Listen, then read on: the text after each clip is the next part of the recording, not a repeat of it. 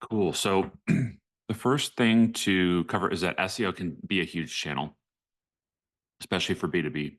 So when for the projects that we work on, when they're fully optimized, or we've been working with them for a year or more, it's a huge channel. So the average is 60% of all traffic for the website is from SEO when it's fully optimized. Usually the main channels are paid and SEO, but it can be a huge channel. It can be larger than all the other channels combined. So in general, it's a huge opportunity when it's fully optimized. Here are a few examples, and part of why I show this is because the stuff that we'll be talking about are these strategies that we've reproduced multiple times and shown and proven to work. So I'll share with you the stuff that we know has worked multiple times and we've reproduced. These are a few examples: Webflow, Upwork, Gloss Genius, across a bunch of different categories for B2B. The biggest problem is waste, and so part of why we're able to get charts like this, and a lot of times you won't see charts like this. You'll see flat charts, and you won't see a lot of impact. And the reason why is because most SEO work is wasted. So that's the biggest problem, is just to avoid zero impact work. And this is a common trajectory for working on SEO, because it's a mysterious channel and it's hard to know what will actually work. So you hire an SEO person or an SEO agency, and they will recommend, they'll give you a 50-page PDF and a bunch of charts and tables and things like that. And then they'll have this huge roadmap of stuff. And most of it's zero impact work, but you don't know that. So you look at all these charts and these audits, and you're really excited because there's all this stuff and all this information, and you have this huge roadmap, and you have all these things that you can work on. Then you start working on those things, but you don't actually see impact because the stuff that was selected was zero impact work. And you see a flat chart. You've been doing all this stuff. You ask the SEO person, why aren't we seeing results? They say, well, it's going to take it's going to take a year, so we're just going to have to wait a year, and then maybe we'll see results. And then you wait a year, and then you don't see any results. And then you decide SEO is not a good channel, or the SEO person's not a good SEO person, and then you go on to the next SEO person, and then they come back, and then they have the same thing, which is yet another audit, and more charts and tables and all this stuff, and a huge roadmap. And then you just sort of go person by person through this death spiral of zero impact work. And the reason why is because the work was zero impact, but a small amount of stuff is actually impactful. So we did an analysis where we looked at thousands of different domains, and we found that 5% of the landing pages drive 95% of the impact, oftentimes. So 95% of your landing pages get little to no traffic, and 5% get almost all of the traffic. And again, back to these charts, you actually can get a lot of impact, but you need to be able to select those few things that are very impactful, those few landing pages that are very impactful, and those few initiatives that are very impactful. And if you know those things, then you can get substantial impact. So the most important thing is prioritization and selecting the things that are actually impactful. And how you know the things that are impactful is to try a bunch of stuff and reproduce them. Yes, 95 is the new 80-20. And we've actually seen this across a bunch of different domains. So how you know the 5% that's impactful is to look at patterns of other sites and understand what's working for them.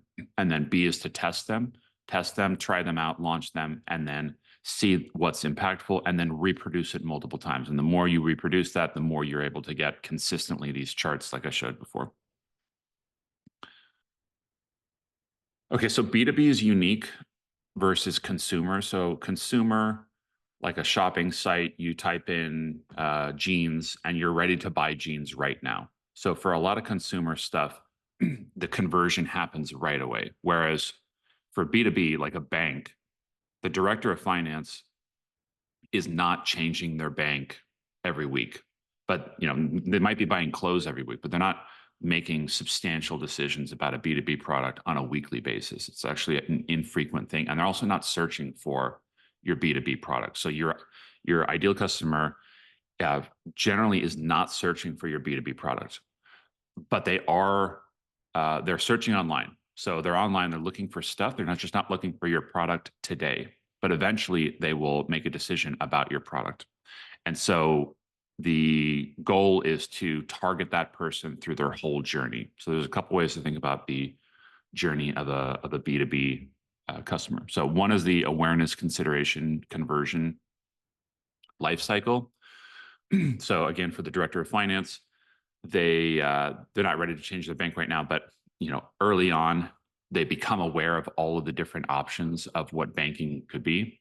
Then once they're starting to consider maybe a changing banks, they're looking at different options. And so the consideration is where there's many, maybe there's 5 to 10 different options, and then finally they're ready to make a purchase decision. So usually people are focused just at the end, and especially paid advertising is focused just at the end. So I'm only going to target banking options or some small business banking or things like that. But the 10x option is all this stuff around awareness and consideration. So if we can continuously bombard this ICP with our brand through their entire journey, then when they are ready to make a purchase decision, they remember us and they're way more likely to convert with us. So this is a quick example of the user journey, and they're coming in through many different channels. So maybe they come in to us through SEO, and then we pixel them, and then they see an ad, and maybe we got to sign up, and they saw one of our emails, and then they saw us on social, and then they saw us again on SEO. So there's all these different touch points. Again, a director of finance isn't going to just type in bank and see a bank that they've never heard of and then convert. They're going to have heard of that bank many, many times. And the more that they see our product or our company, they're going to be way more likely, when they are ready to convert, they're going to be way more likely to choose us. This is another framework we can think about. So problem, solution, product aware. So I know that I have a particular problem, like I need to set up payroll, but I don't know how, like I need to set up payroll in Argentina, but I don't know that there are options for how to set up payroll. So then, so I'm problem aware. I know that I have this problem. Then I become solution aware. So I know that, well, there are options for how to set up payroll in Argentina. And then I become aware of, well, there are, 5 different companies that have specific products to help me solve this payroll opportunity. And this, similar to the awareness consideration stuff, a lot of the opportunity is in the problem solution area. Once you're product aware, you're ready to buy. And if you've never heard of us before, we're probably not going to be considered. So we want to be part of this problem solution set, so that you've seen us 50 different times, and when you are ready to convert, you convert with us. And you can basically build out your whole SEO content strategy by targeting these earlier parts of the journey, the problem solution step and the awareness consideration step. So this is what we want to focus mostly on. And here is how we can do that. So let's say that we're working with Deal.com. Deal.com is a payroll company that EOR, stuff like that. So you can like pay your employees and set that up. So there's multiple different ideal customer profiles for Deal.com. There's the director of finance, there's the director of HR, there's the director of operations. There's multiple different personas. And each of these personas has a different journey. So we can basically map out the journey for each of these different personas. Specific example of that would be the director of finance. Their problem is that they know that they need to offer the team more payout options. Like for Argentina, again, maybe some people want to be paid through crypto, and some people want to be paid through US dollars, and some people want to be paid through Argentinian pesos. So they have this problem. And then the solution is that the platform has different payout options. So I know that payroll companies have these different options. And then my product is, well, we have an actual product for this. So for Deal, we can identify all the different problems of each of these personas and the solutions, and then connect it to a specific product offering that we have, so that when you are ready to make a switch, you know exactly that we solve your problems and the feature that solves your problems. Similar with the director of HR, they want to be able to hire contractors in a compliant way. So that's a problem. Solution is that you can offer a pool of viable candidates, and then we have a product for that, which is an EOR product. Similar for the director of operations, I know that we need to set up equity. Solution is that there are tools for that. Product is that deal has a specific tool for that. And I'll show you a quick example. So let's say that we were starting fresh and we haven't done any of this work, and we're coming in. And if I were building this out for deal.com, rather than us doing a whole brand session about what our ICP is, you can just go here and see they've already picked out like the brand team usually has already done almost all of this work. The SEO team, content team doesn't need to do any of this work. So they already know their ICP here, their personas, HR, finance, legal. They already know some of the problems that they're solving. We can also go to competitors. So remote.com, again, they already know some of the problems that they're solving. So much of this work around the persona, the problems and solutions has been done by the brand and the product team. So we can just take that work and apply that to our content strategy.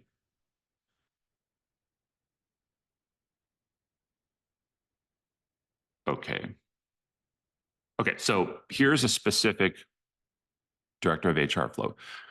So my problem is we're going to expand into Argentina. We know that we need to set up payroll.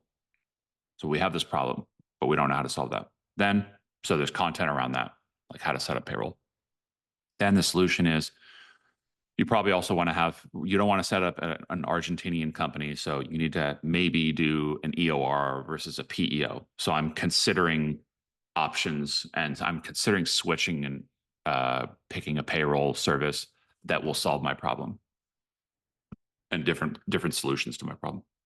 And then finally, maybe I've looked at Deal and Rippling and remote.com and I'm trying to decide, and then I'm searching for reviews to see which product is the best one.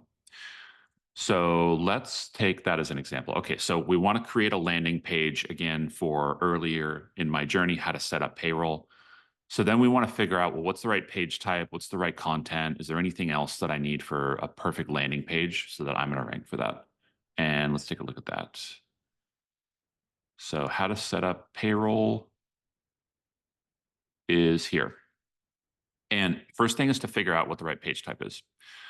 So how we figure out the right page type, we basically want to try to look for patterns for what is performing well in Google and then reverse engineer that and then do that ourselves.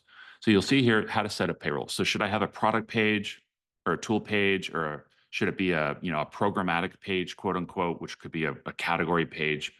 We can answer that by just looking at some of the results and looking for patterns. So you'll see here, if you click on a bunch of these, they're all resource type pages. There's no programmatic page. There's no product page. There's no product landing page. It's all pretty clearly how to resource type content. So this is telling us what the right page type should be. And Google's classifying all the different page types. So they know the page type and they're saying the correct page type is a resource page type like that. And that's, we can pretty easily see that pattern here by just clicking on a set of results. So we need a resource page for this. Then what should be on the page? And how we can answer that is if we take how to set up payroll, there's a couple ways to look at this. One way is that we're not targeting this one keyword. So this one keyword is Ahrefs, which I'll use here. So this one keyword, it has search volume 150. So almost no one is looking for this one keyword. And if we're looking at what should be on the landing page, there's stuff like how to set up payroll, small business, employee, payroll account, all this sort of stuff.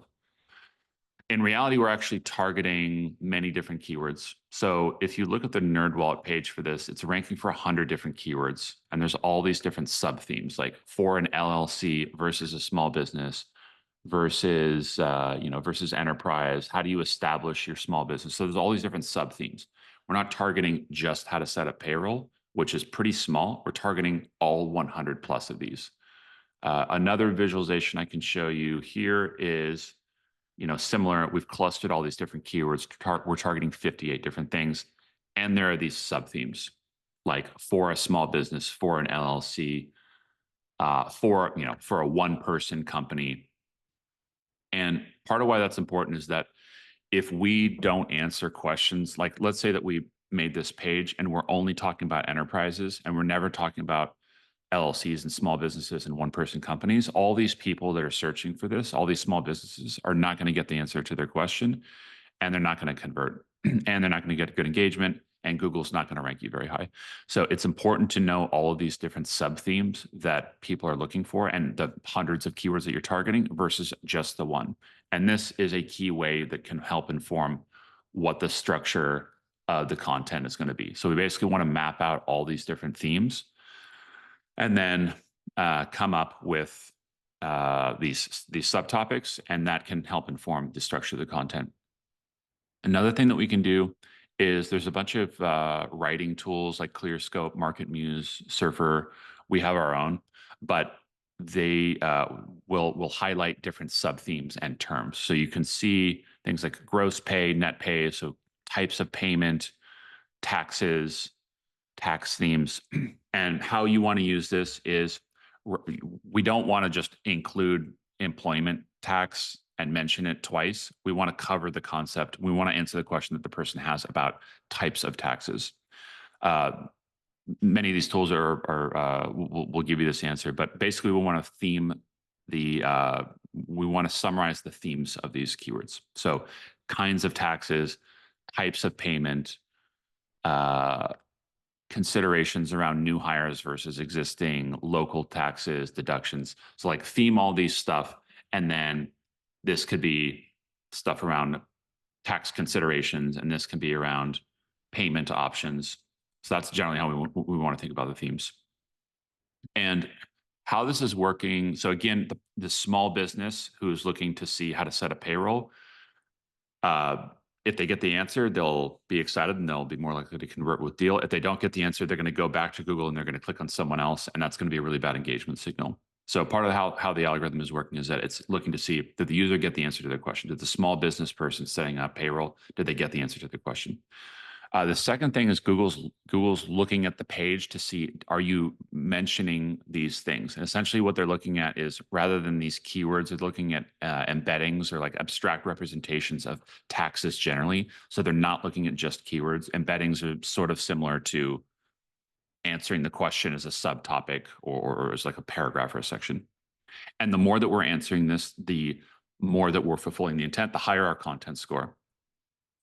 This then ties back to all of these subtopic themes. So the more that we're mentioning small business and one-person company and LLC and payment options, our score is getting higher and higher. And that's how we can outrank companies like a NerdWallet. And most companies are not doing this. Most companies are just looking at how to set up payroll, and they're ignoring this whole keyword cluster. So this is a key way where a smaller company that's not NerdWallet can beat NerdWallet, is to look at all these subtopic themes, mention them, and have a higher content score and answer the question for all the users. So,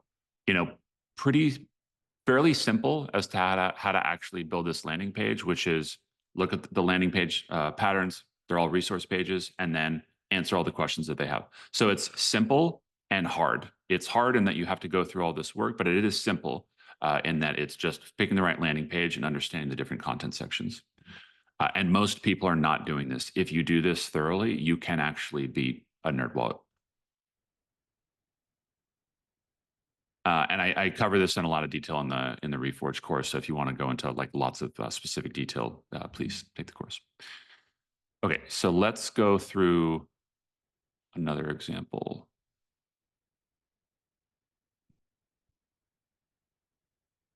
Okay, so Director of Finance. Director of Finance needs to evaluate employee costs, global payroll tools. So again, their problem is employee costs. Solution is that there are tools to give you information about employee costs. And then product is we actually have a global payroll product deal that helps you with this problem. Okay, so let's take this as an example. So this is going to be a different page type. This is going to be a tool page type. And I'll show you that.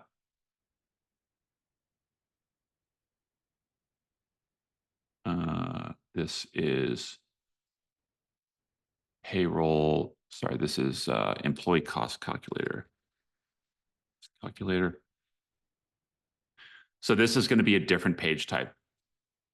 And, you know, a lot of page types are not just articles. A lot of page types are things like templates, tools. Reforge has artifacts like OKR artifact, OKR template, category page. So a lot of page types are not just straight articles. And this is a good example of that. So if we look at this, again, first we want to look at what is the correct page type. And you'll see here, this is not a straight article. This is not an article. This is not an article. They're all tools. And you can actually enter inputs into forms and get an answer to that. So here's this, and I have a different country and all this sort of stuff. So the correct page type is going to be a tool page. The elements on the tool page are going to be input forms where we can actually get a specific cost calculator as an output. So we need to build that. And then there's some FAQs like how long does it last or how long does it take? Here we're looking at, okay, so there's there's a cost breakdown.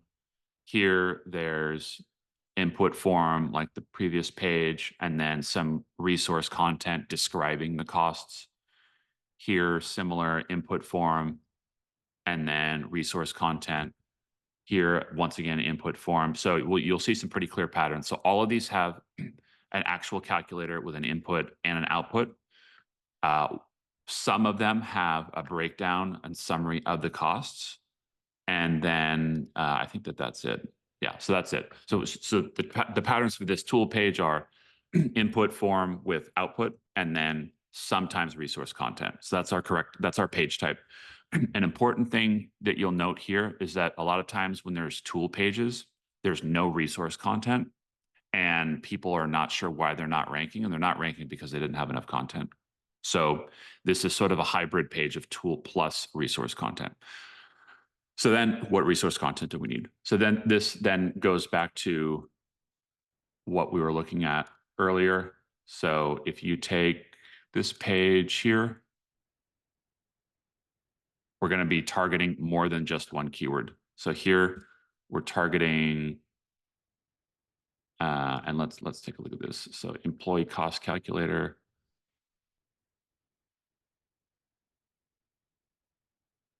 Okay, so again, not many people searching for this, but lots of people searching for the topic.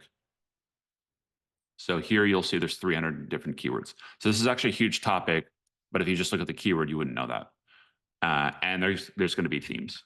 So how much does an employee, how much does it cost? The true cost, so there's different kinds of costs. There's the total cost. So there's like a breakdown of the cost.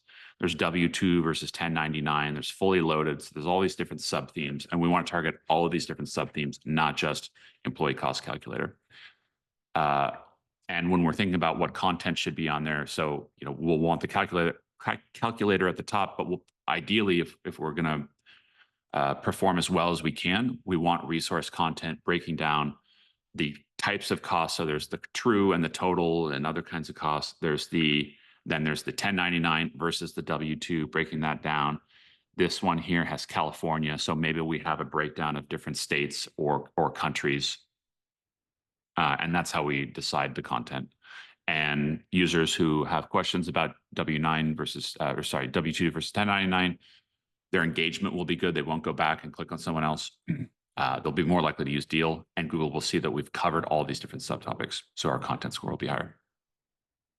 So again, simple and hard. Simple in that figure out the right landing page and the right sections on that tool page. And the subtopics. Hard in that we need to go through all of this stuff and actually figure out what these subtopics are and get an expert to write this, but it is simple.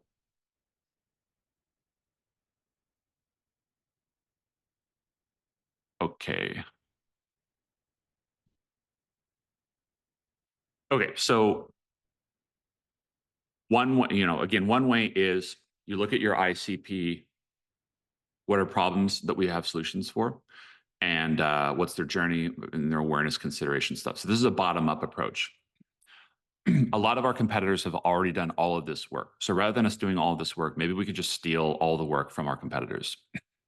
And then we want to think about our competitors. So there's two kinds of competitors. There's competitors who have the exact same product, and then there's audience competitors. So usually we're going to look at product competitors only. So I'm only going to look at my actual competitors. Like if you ask the CEO who are your competitors, they're going to talk about people with the exact same features. They're not going to talk about, like, if I'm the director of finance, I'm not going to say that Investopedia is a competitor because it's just finance content. I'm only going to talk about other banks, but Investopedia might actually be ranking for a bunch of these banking terms.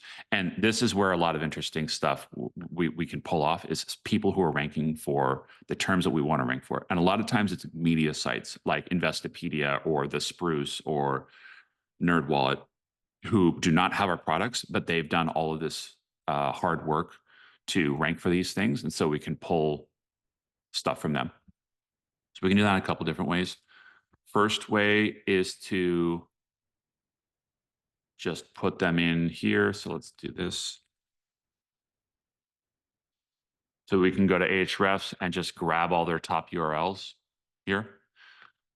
Like how to make money, high yield online savings, federal income tax. You'll see that there's a lot of noise here. So if I'm a bank, most of these things do not actually map to me.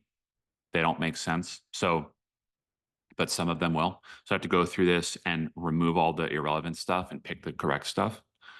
But NerdWallet essentially ranks for everything, but I'll need to find the subset of the stuff that actually matters. I can also look at 5 different competitors and try to find the signal among these 5 different competitors. So that's one way. Second way is to do a gap analysis, which I'll show you. So if we look here,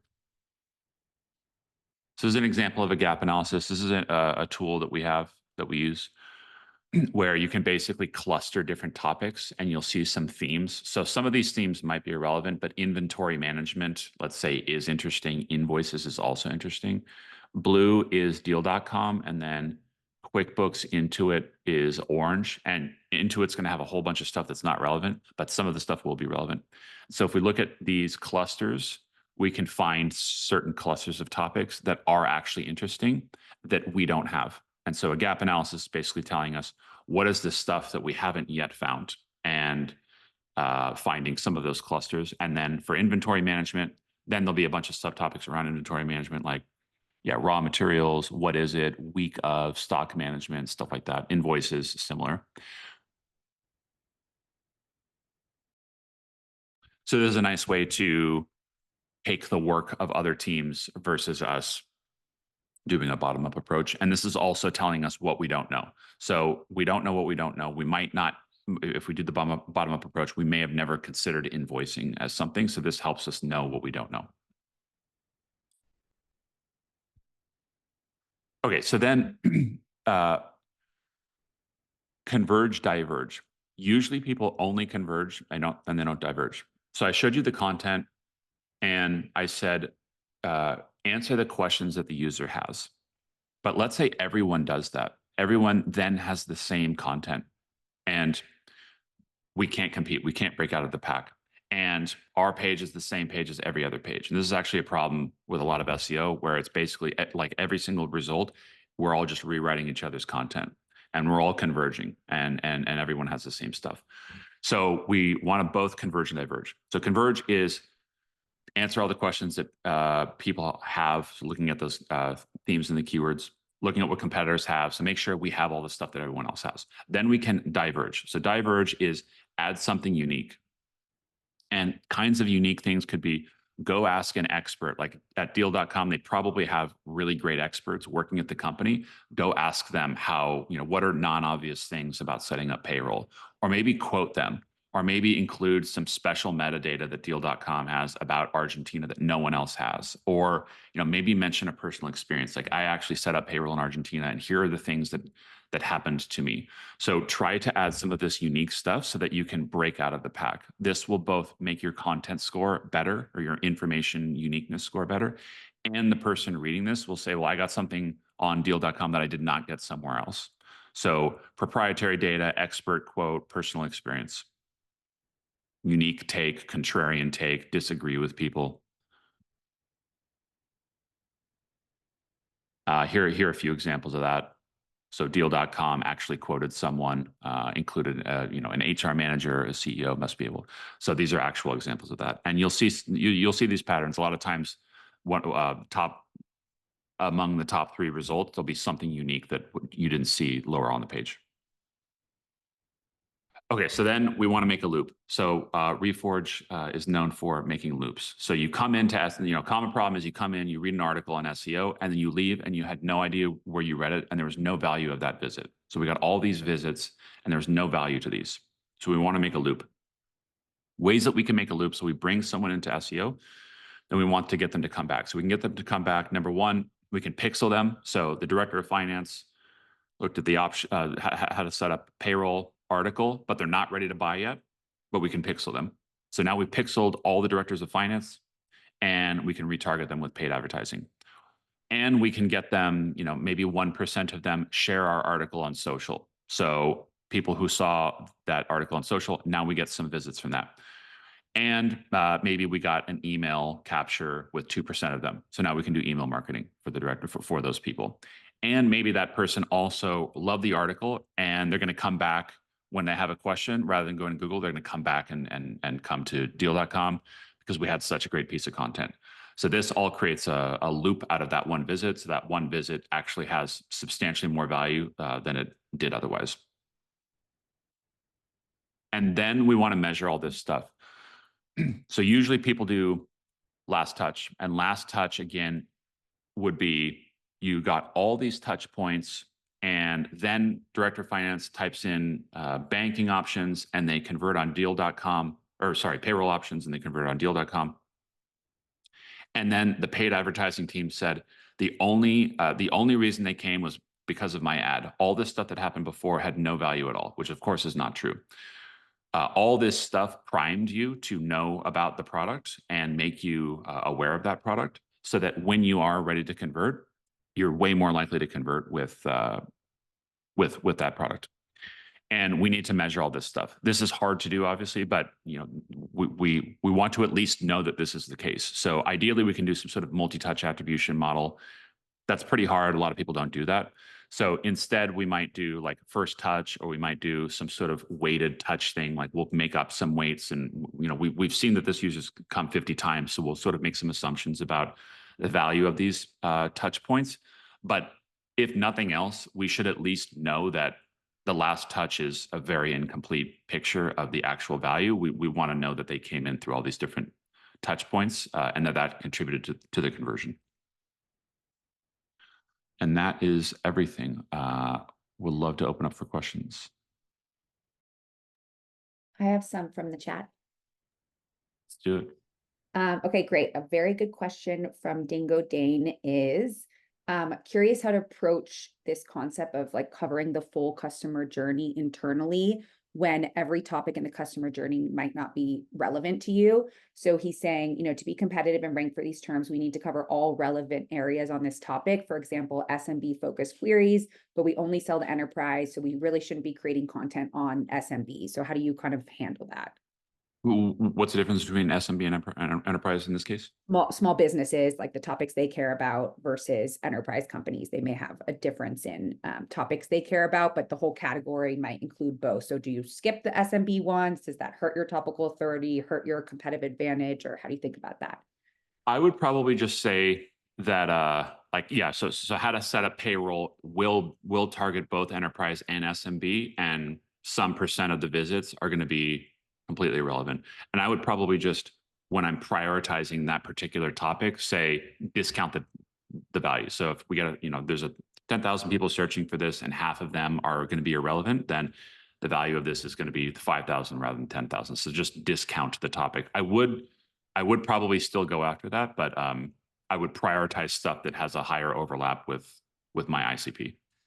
And would you skip things that were specific to the SMB? So for example, payroll for SMBs, and just skip that completely, or cover it with a different angle? Okay, so if SMB is not my ICP, if it's enterprise, but there's search for that, so the question would be, well, should I just make an article for the SMB who's completely irrelevant just to get a higher topical authority score so that I rank for enterprise stuff? Maybe, but that wouldn't be the first thing that I would do. It's sort of a convoluted, indirect way. Like so the premise of this is that if you get a bunch of really good engagement for SMB stuff around payroll, that Google will see that and say, well, you're great for payroll generally, so I'm going to rank you better for enterprise. That is true.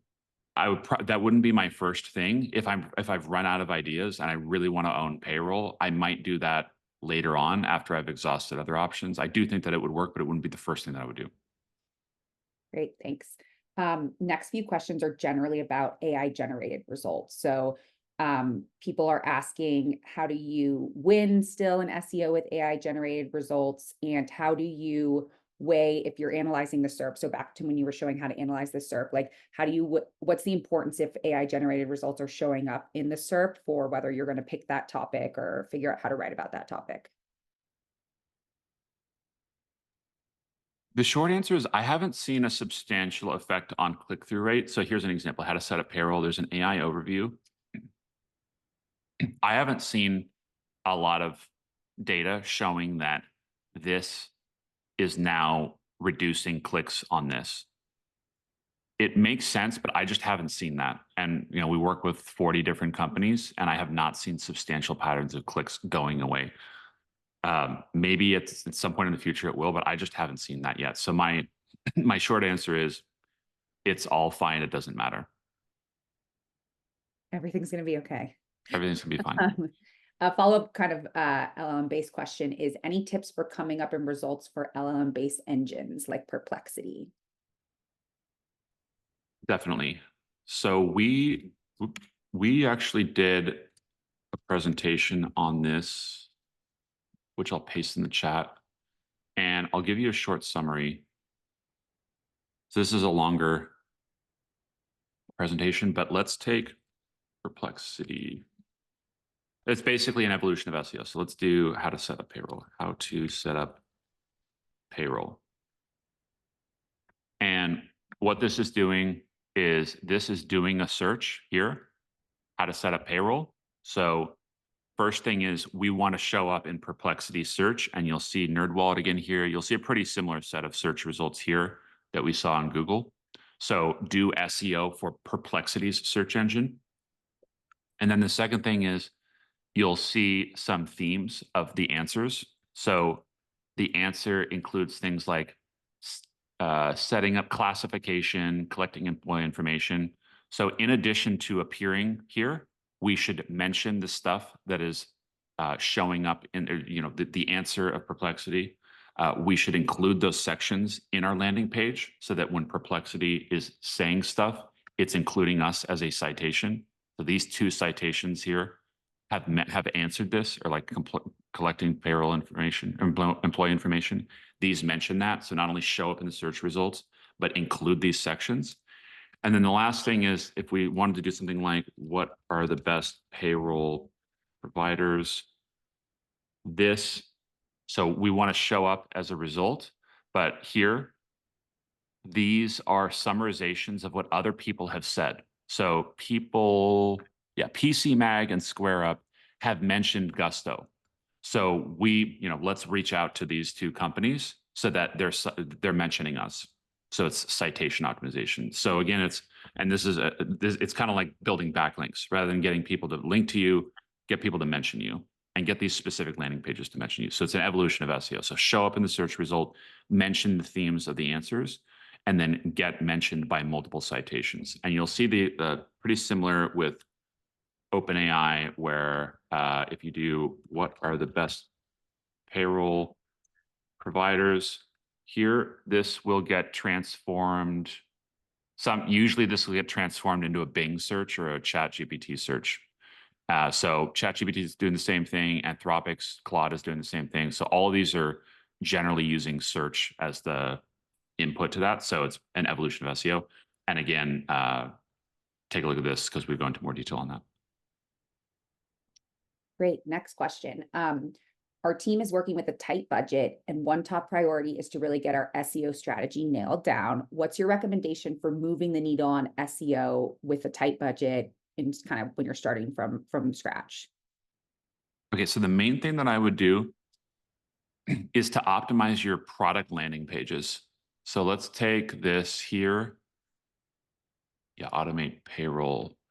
Optimize this page. This page is generally not made by the SEO team. This is made by the brand and product team, and they are not including, like, they're not optimizing this at all for SEO. The title tag's wrong, the content's wrong, or it's wrong for SEO. This is optimized to describe the feature. So take your top, but it's really high intent, and there's probably good search volume. So take your product landing pages and do one of two things: either add content to it, and add content by looking at the subtopic keyword themes that I mentioned before, like mention those at the bottom of the page, or make a separate article. Usually the brand and product team does not want the SEO team adding content to their product marketing pages, and that's actually fine. So maybe we just leave this and we say, we're going to make an SEO optimized landing page about global payroll, and it's going to be over here, and then we're going to link back to the product marketing page. And if you look at your features, there's not that many features. There's 20 maybe. So just make a really excellent optimized landing page for your top features that you have. Either optimize the ones you already have or make an accompanying article. This will not harm this page. You're not going to do any damage. You're just making a better page, and hopefully you rank twice. The other thing that we could do is to make landing pages for all of our paid keywords. So let's go through all of our paid keywords, and not only are we going to buy ads for this, but let's make an SEO landing page. And there's not going to be that many of this either. There's probably going to be like 10 different landing pages for all these. So in total, you're doing 30 total pages, all super high intent landing pages. So that's what I would do.